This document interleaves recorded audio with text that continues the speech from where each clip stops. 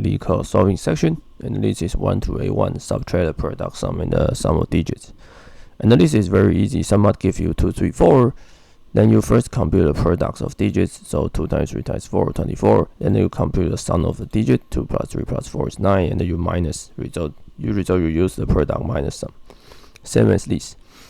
Okay, so first we initialize the product. So the product initial should be 1, and the sum of the product and the sum should be 0. So for each number in the string, I just times the net number to the products, and I just sum that number in the string, and then I return the product minus sum.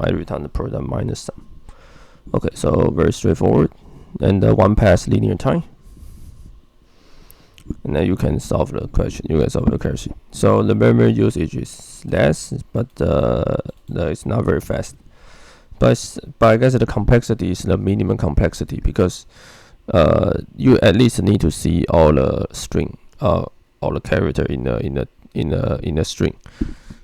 So once you change the integer to a string, then you at least need linear time. So at the point, in the complexity point of view, I think this is the minimum complexity you can achieve.